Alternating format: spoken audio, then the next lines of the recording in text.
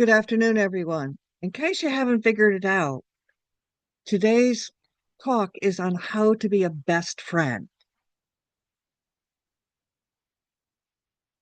At sometimes in our lives, we need a friend.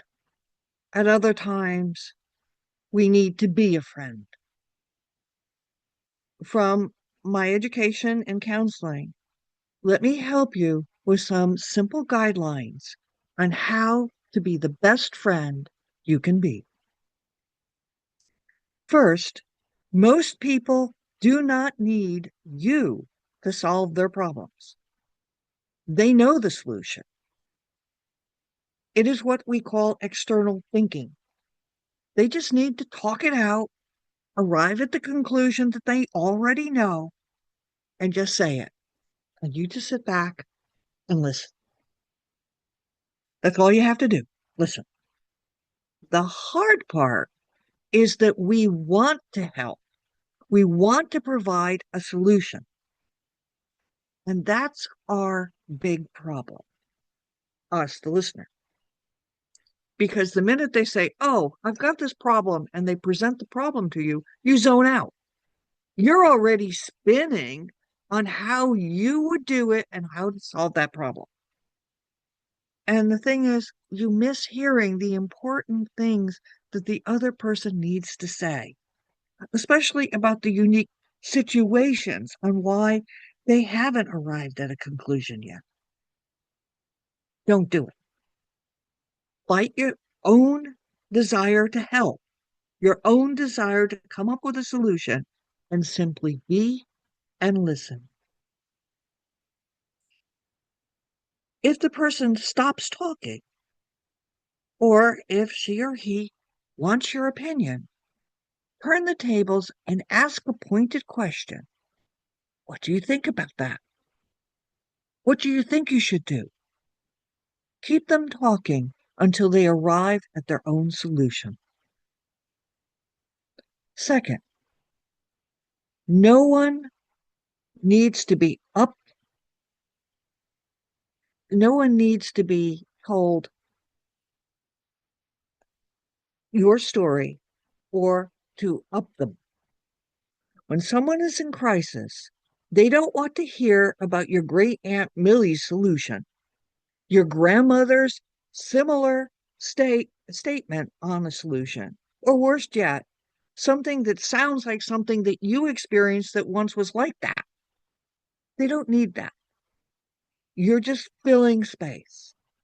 Every person is unique, and every life situation is different. What worked for your Aunt Millie, your grandmother, or you is not the same as the person who is sitting in front of you. Stay focused and help them arrive at their own conclusion. Third, could you offer advice? The answer is both yes and no. If you have a certain experience or expertise that might help, then yes.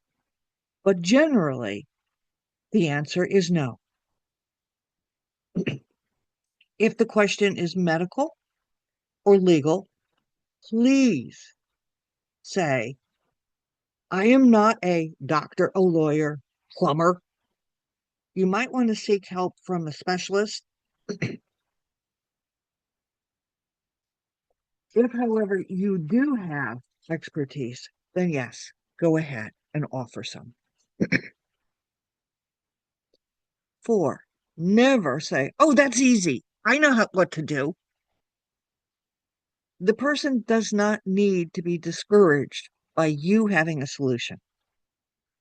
Simply listen and let them arrive at their own conclusion. 5, leave only once the person has an action plan. It is okay to repeat to them what they said. So, you're going to do A, B, and C. That's okay. You can do that because you may have clarity about this that they don't see. If you've been paying attention, you will know what steps they have already arrived at, and let them have this conclusion back. And before you do leave, ask, are you okay? Are you good? Be sure that they are in a good place before you part. As a spiritualist, we know that we have the support from friends and relatives on the other side. So after hanging up or turning off Zoom or leaving, say a quick prayer and ask for these friends and relatives to surround the person and support them.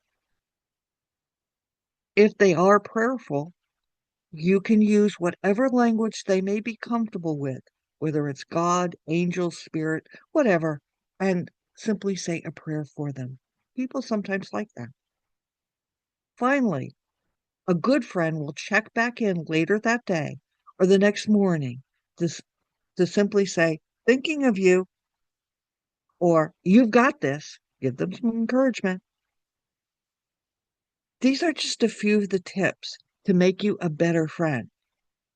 If you apply them, you will find that the person will say, wow, you always seem to know exactly what to say. Ironically, you didn't say anything. They said it all. So if you get nothing else out of this, remember this. They know the solution. Hold your tongue, stay focused, and above all, listen to what your friend is saying. Namaste.